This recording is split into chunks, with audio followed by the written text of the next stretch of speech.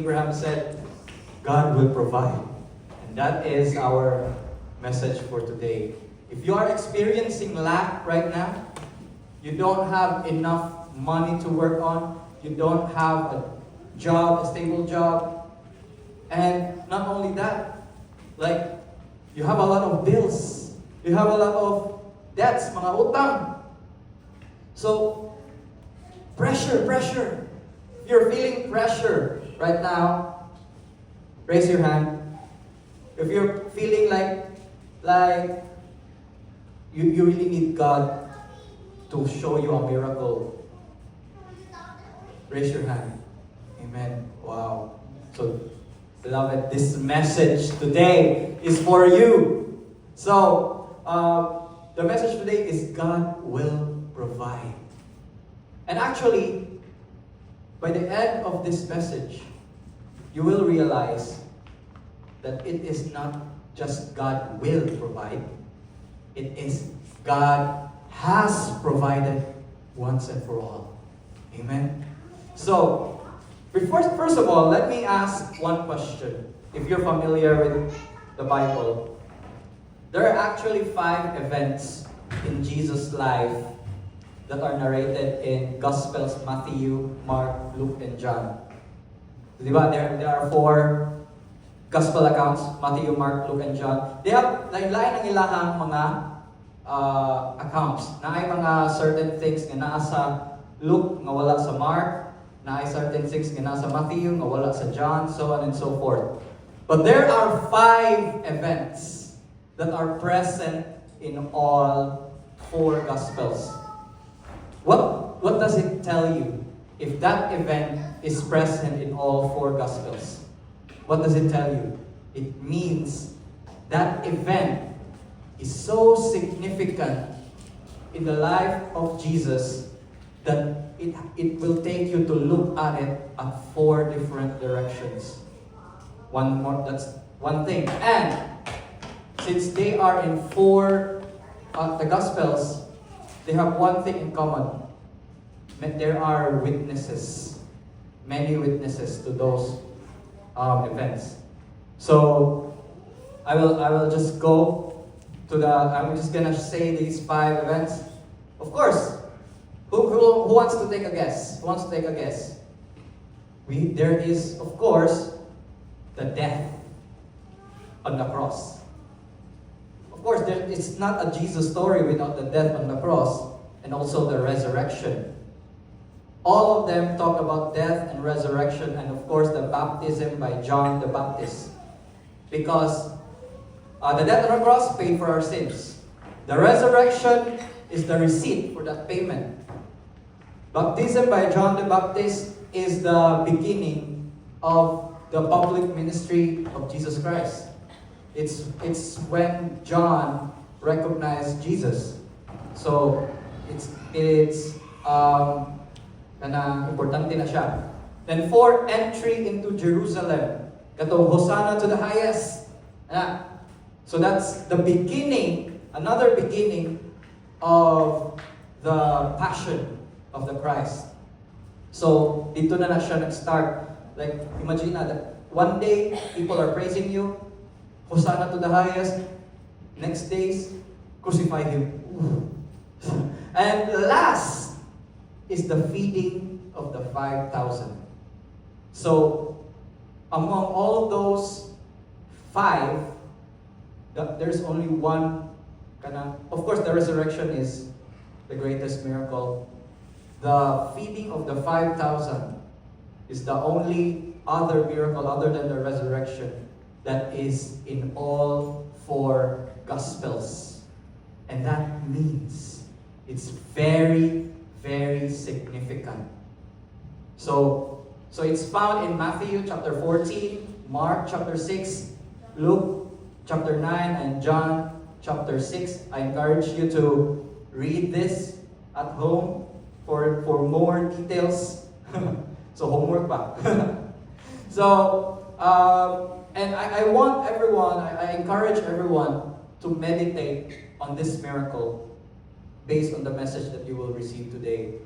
And it's gonna increase your faith in your current circumstance.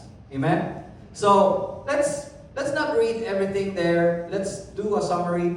So, ang summary ana sa kanang event is there's a large crowd, there's a large crowd gathering to follow Jesus of his teachings and miracles. Ganahan sila magpaayo. Jesus had compassion on them and addressed their needs. The available food, we all know that it's 5 loaves of bread and 2 fish. So Jesus took the loaves and fish, gave thanks, broke the food, distributed it. Everyone was satisfied, and 12 baskets of leftovers were collected. And about 5,000 men, not counting women and children, were fed. I want to break this down. Break it down, I want to break this down so that you will know the feeling, the magnitude of this certain event. Like, let's imagine nga mag-time travel ta. Let's be there. Because if you were there, alam mo na to ba? If you were there, you would understand how stressful that event is. Like, you're feeling stressed. Like here's the stress. Sa kanto makita po. Imagine yourselves as one of the disciples. Imagine yourself as one of the disciples, like, oh, following Jesus, I'm a disciple. Whoa. And then they were there, Jesus was there preaching, and you're seeing people, there are large crowds. Pero how many are we? Just small, right? But imagine, puno na kayo ni siya diri. Large crowds. So the problem is the sheer size of the crowd. We all know it's 5,000 men. So number 2, they're not even counting the children and women. These are just men. 5,000. And these people are hungry. Ipaggutom na sila. And then, of course, limited financial resources. Kisa man ang ipantawag ni Jesus na disciples? Did Jesus call businessmen? Did Jesus call rich men? No! They're fishermen! Tax collectors! Even their mga trabaho are not so, like they are like not in the upper echelon of that time. So there's not one of them that's rich enough to feed those 5,000. They have limited resources.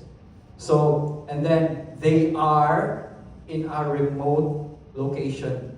What's remote? Can I remote? No. Remote location means there's no access. There's no access. Walay jeep. There's no access. You have to walk a very long way to buy food. They're hungry. And it is late in the day. Gabi na. Wa pa sila kaon. Ipanggutom pa sila. Wa pa sila kwarta. 5,000 pa dun sila. Whew! So stressed. And not only stressed. You're a disciple, for example. Let's remember, you're a disciple. You're also included with the ones who are hungry. Diba? You're about to feed people, and you yourself is hungry. So it's the situation. Imagine you're a parent as well. You have children to feed, and you yourself, you're hungry. It's easy to say, I'm a parent, I can just take more for my children, but so that's the situation of the disciples. So they're overwhelmed. So have you experienced that? Kanang gutom na kay ka, and then you Papa, gutom ko. Look, sorry na, wala pugoy pang paano na. Hala. And even ikaw, gutom ka. So, and then, not only anak, but parents as well. Like you're crushed by responsibilities. your supply is so low. That's what the disciples are experiencing at that moment. Whew, you think you know stress? This is another stress. This is another stress. The disciples can relate to you. Jesus can relate to you. And if this happens to the disciples, this can happen to you too. Amen? So, the last resort. Ooh, the last resort is this. A boy! In John chapter 6 verse 9, there's a boy here who has 5 barley loaves and 2 fish. And I almost cried reading this part. But what are they for so many? What's so many 5 loaves of fish, 5 loaves of bread and 2 fish? What are these for 5,000 hungry people? 5,000. So, ito, kailangan mong bayad ng 20 pero 3 pesos na likod. Who has experienced that? Like, hello! Wala lang dyan. 5 na lang dyan. And here's the thing. Who is this gikuan? It's a boy. It's a boy. He's not even counted in the 5,000. Wala siya naihap sa ayuda, sa lista sa ayuda. This is a boy not even counted among the 5,000. He's insignificant enough to be included in the numbers. Do you feel insignificant sometimes? Have you experienced feeling insignificant? Mora man akong ma-contribute, mora man akong mahakuan.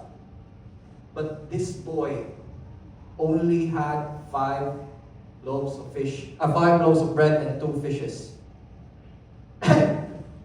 Woo! Well, look at this type of faith of this boy. The boy could just gamay raman sad kainin, di man sad yung makafeed sa 5,000. So, the boy could have just done that. But no! He went to Jesus. He went to Jesus. He's not too smart, he's not too rich. He's a boy who had the sensibility to bring snacks with him. Oy, murag dugay ta diri da. Mahuman na tong wali ni Lord Jesus da. Magdana na sa baon week. So this is a boy with his lunchbox who went to class, and not one adult volunteered.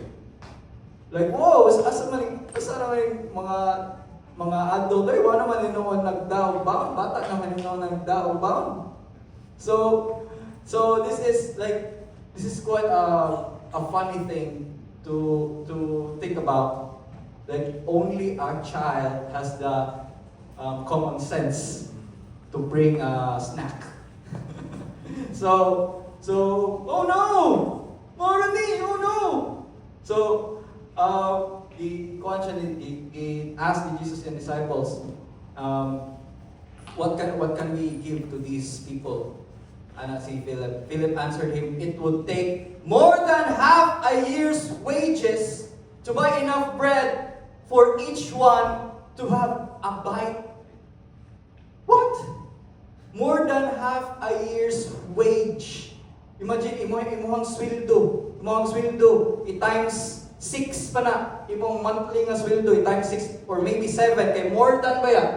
More than half a year's wage. So di na lang ka magtrabaho, trabaho ka og 6 months or 7 months, ang sweldo ni mo na, imo ipakawon sa 5,000. And all those things just for each one to have a bite.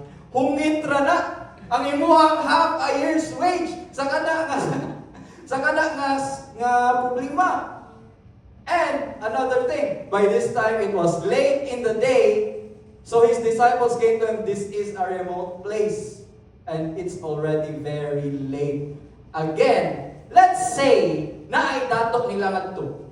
Let's say si Philip, datok jud na si Philip. Nakaingon gud siya gud, nakakwinta gud siya gud. It will take more than half a year's wage. Nakakwinta gud siya gud. Let's say na ay kwarta si Philip kanang I'm willing to give my half a year's wage for these people para lang na sila ikabay. Let's say na siya. Na siya na. But another problem. It was late in the day and remote place. Even if they have the money, it's already late, and di gyapon sila kapalit. Agoy. Woo! Game over na jud. GG na jud ta ni Lord. Wa na jud tay, wa na bisag naa pa bay kapalit. Wa gyapon tay kapalitan. So wala pa kay kapalit, wala ka pay kapalitan. So that's a very, very big problem. So, and then everyone, Jesus made them say those things. Asa mo nakapalitan? Pila ka tao? He's asking them the questions. How many do we have? Where can we buy? What do you have? Like, everything, puros problem. So, this was Jesus' command. Manig i-command ni Jesus. You give them something to eat. Lord, waka ka dumog, Lord? You did not hear us. Huwag may kwarta. Daghan pa sila tao. Huwag pa tayo kapalitan. You give them something to eat. Grabe, ano mo ka-demanding, Lord? Ay, kabuya na, Lord. Ay. What do I have? What do I have to feed these people? And then you tell me you give them something to eat? Wow, Lord. Oh, di ba? Kasuway naman na. Like, even if you have a family and your child is sick, child is hungry, and then the Lord tell you, feed him. Lord, what? So there's a lot. I've experienced that a lot of times in my life. I'm preaching from my experience as well. This happened to me. A lot of times I have children, and it's heavy if you have responsibilities, and ikaw mismo you're suffering, and you give them something to eat, and then Lord, grabihan mo Lord, oy. Have you experienced that? Have you experienced that nga nangaway na ka sa Lord? Have you experienced that? Yes. Yes. It's honestly, yeah, I've experienced that. Nangaway, you go, sa mga Lord, why did you put me in this position, Lord? Asa naman mamuwag, pangorta ni Lord, ay. Wala pa puno na kaya mong utang, and then the Lord said, ipha imong utang, ipha imong bills, just lay down everything, tanang problems. So, be specific with your problems. So, and then in John, so Matthew, Mark, Luke says here, you give them something to eat. Sa John, naay lahi. He said to Philip, where shall we buy bread for these people to eat? He asked this only to test him. For he already had in mind what he was going to do. Read this again. For he already had in mind what he was going to do. I wanna share something that happened to me. I was in a very serious situation. The bills were piling up. Tingbayad na sa eskwelahan sa kids. Nagtungan-tungan ang mga bills. Nagtungan-tungan ang abang, like. And then, I was used to having enough, more than enough. But, niabot ang time na, wow, I was even kanang in debt. Before, I had emergency savings. Then, niabot ang time na, hala, utang na. Nana ko sa utang side. And I didn't even know how severe that is. I didn't realize. And then the Lord told me, what is your situation? So what I did, manang ibuhat. Okay, Lord? Okay, Lord? Imo na imong gibuhat nila sa imong mga disciples sa feeding of the 5,000. What I did is I audited. Nag-audit ko sa akong kwenta pila mo ni akong utang, mo ni tanan pilay pera na ako ni. It's a painful exercise. No, like di ba kanang maglista ka sa imong utang sa mga tao? Like sometimes like you wanna unwind, di ba? You just wanna watch Netflix and telenovela, Korean novela just to get away from the stress or mag-TikTok na lang ka para i-TikTok na nato atong problema ni. Di ba? Para di ka gana makatanaw sa imong problema, you don't wanna see that you are in a very precarious situation. But the Lord said, list down all your problems. List it down. Akong lista pa kung akong bayaran na. Then after that, Lord, now what? Now what? Lord, na akong makuhan. Sakita ko. Gana din ako. And then he said, what do you have? What do I have? Like, I have you.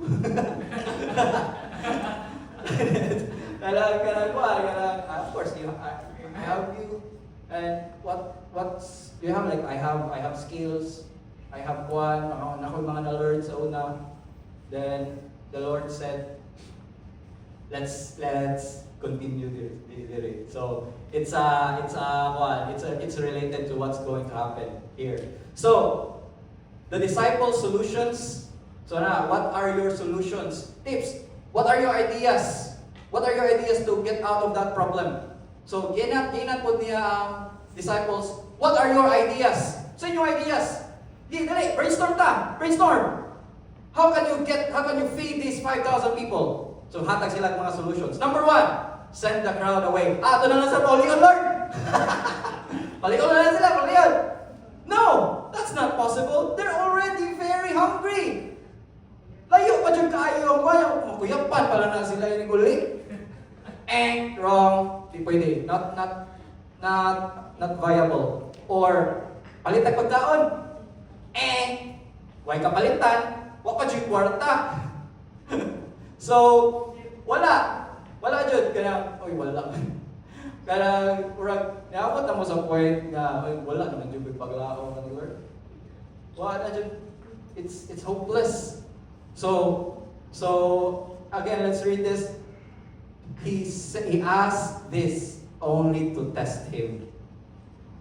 So when you do your evaluation of yourself, your problems and your abilities and your possible means, the Lord is doing that to test you. To test you to diba, like it's a before. Diba na may before and after? The Lord wants you to see what you are now.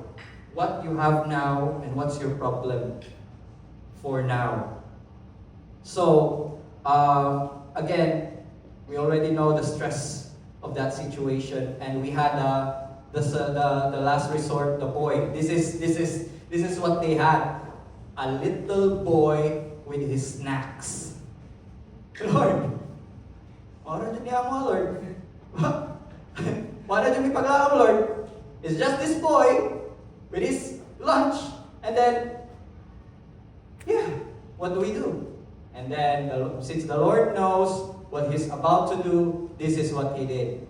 He took responsibility. Don't you want it? Don't you like it when the Lord takes responsibility over your situation? How does it happen? How does the Lord take responsibility of your situation? When you still have your ideas. Like, mo na solution, Lord. Money, Lord. Mo na itong gato, Lord na. Then, imo nyo ipamukos ang imong solution ba? Imo nyo ipamukos imong solution. Then, you're still responsible. It's still your responsibility. Sige, do your solution. Let's see. But, if you realize that your solution is you're wise enough to realize that your solution doesn't work, or or plainly your solution sucks. You don't. It's really not viable. You cannot just send away your children.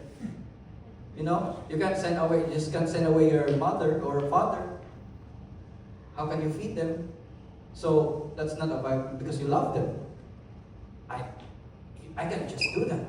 So he took responsibility. Jesus said, "Bring them here to me. Bring your problems to him. Bring what you have, the little that you have, to him. The little faith in him that you have, give it to him." He said, "Cast all your cares on me." The Word of God said, "Humble yourselves under the mighty hand of God, casting your cares upon him, for he cares for you."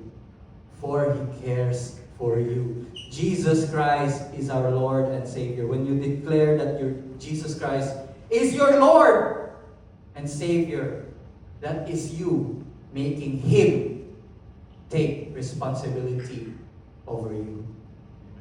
It's our pride. It's really just pride that hinders you from giving that responsibility to the Lord. Lord, this is my responsibility. These are my kids. These are my work. This is my responsibility, Lord. Yeah, I can do this.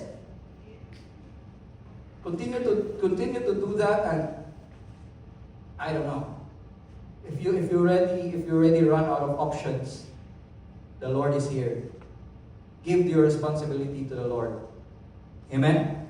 And then what he did, he organized the crowd. Hey, you gave the responsibility to me. All right, here's what we're going to do. Organize these crowds into groups of 50s and 100s. Like, whoa, what's his plan? How he's going to, just do it. Just do it. Like, you need money? You need money? Get a wallet. Get a wallet, bro. Prepare. You're asking for it? You're asking for that provision? Prepare. You're asking for money? Prepare a bank account. You're asking for cash? Prepare a wallet. You're asking for work? Prepare your resume. You're asking for customers? Prepare your receipts and whatever. Prepare for the Lord's provision for you. Expect, when you have already given your cares to the Lord, expect that He's going to deliver. When you expect that He's going to deliver, prepare yourselves to receive. And then when He received the 5 loaves of bread and 2 fishes, He gave thanks.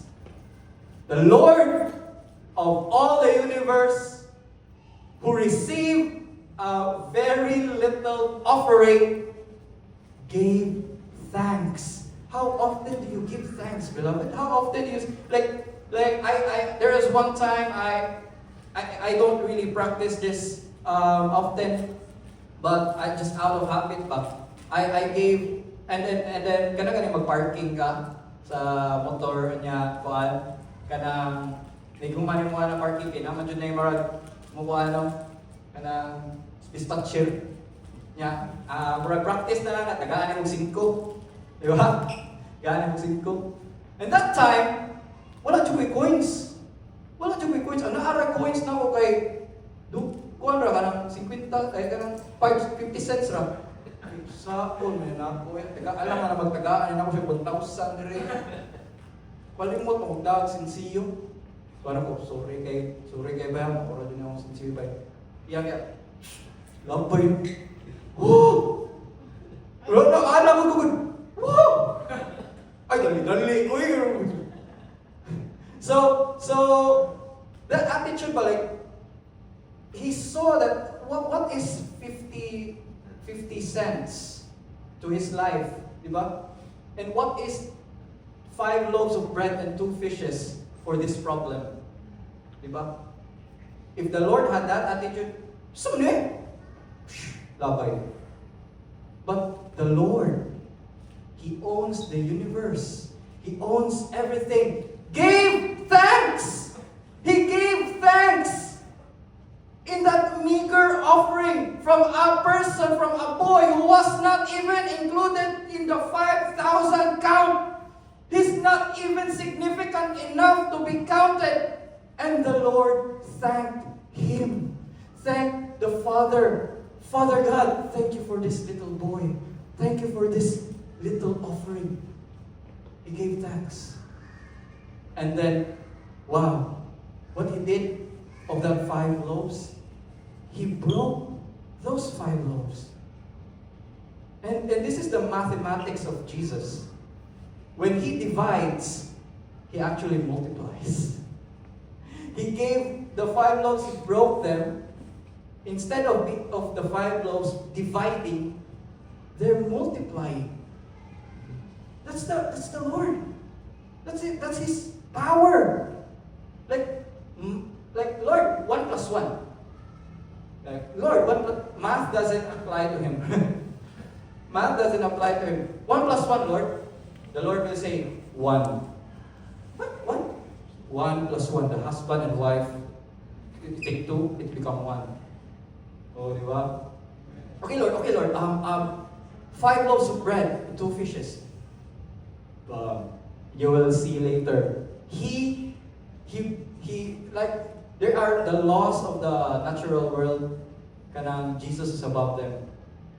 Jesus is above mathematics as well. So he divided the loaves, it multiplied. Woo! What a God, what a Lord we have. Amen?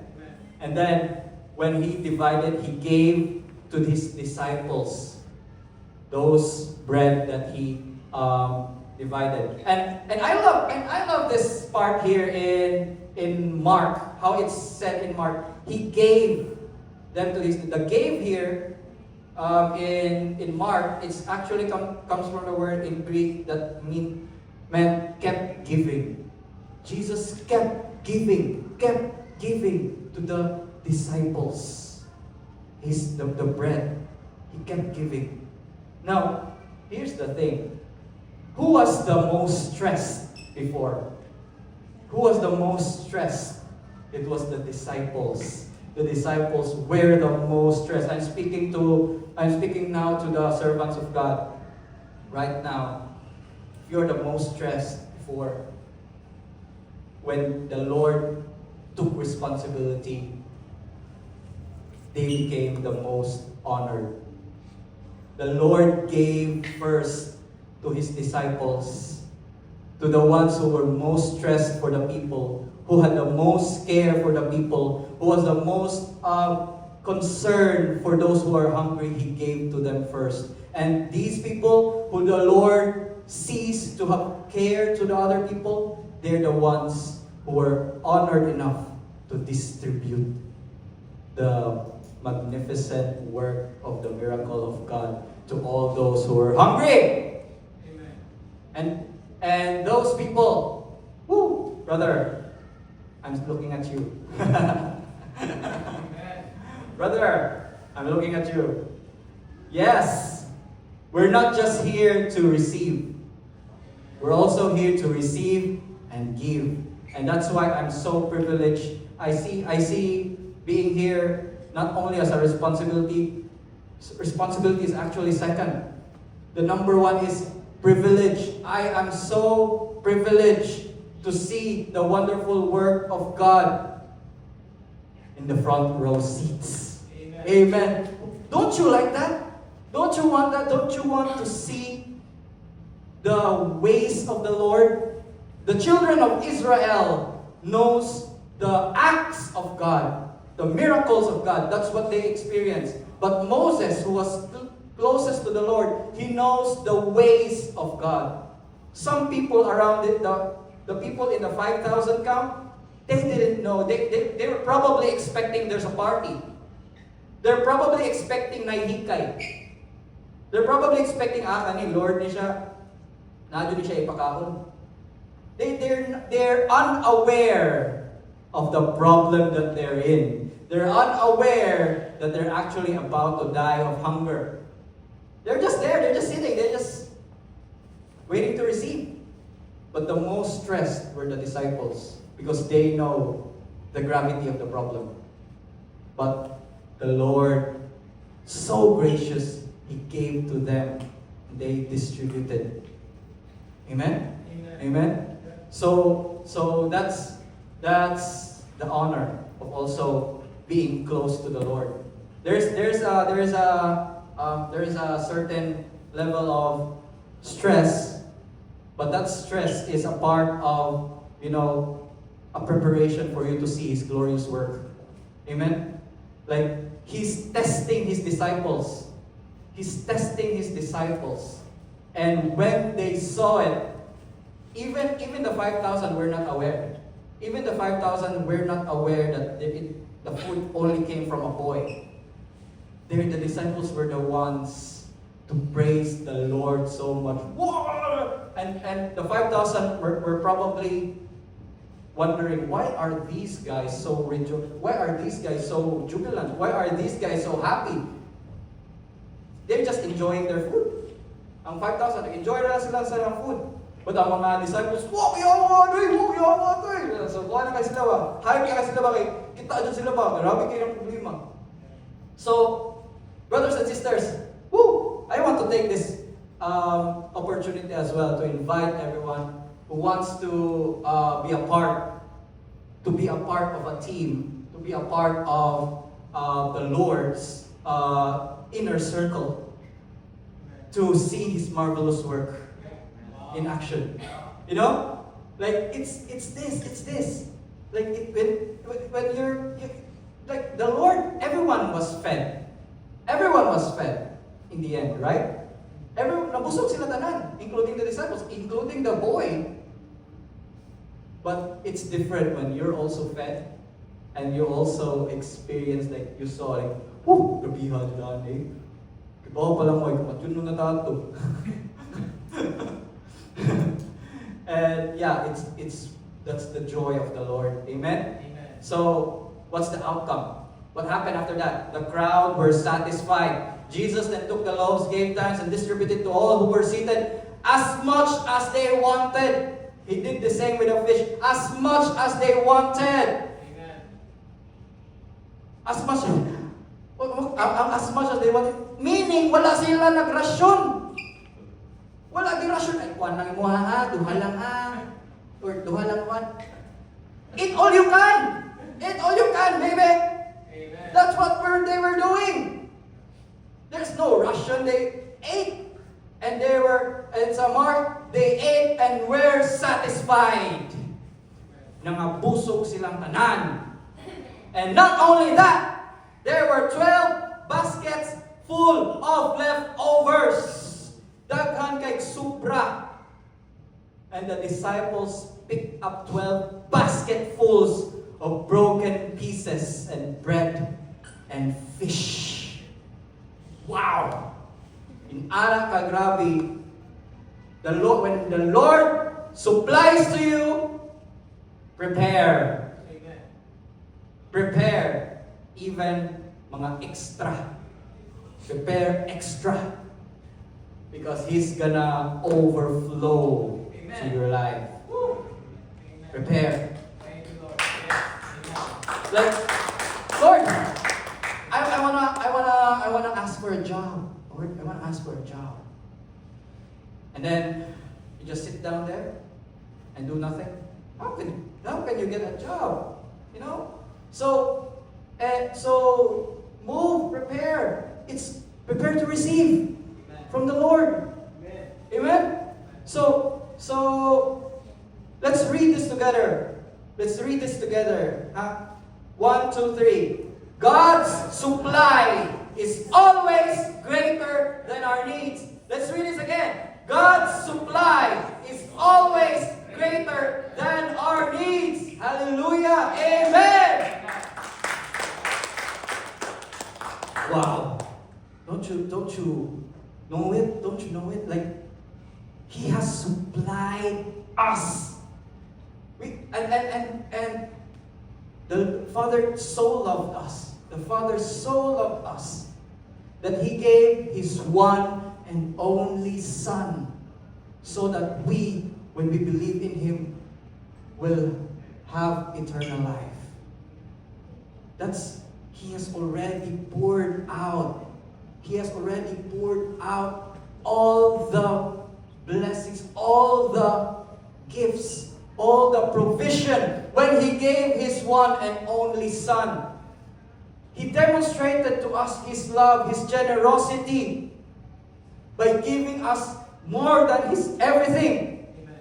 He gave us, if God has a future, He gave us His future. He gave us His one and only Son.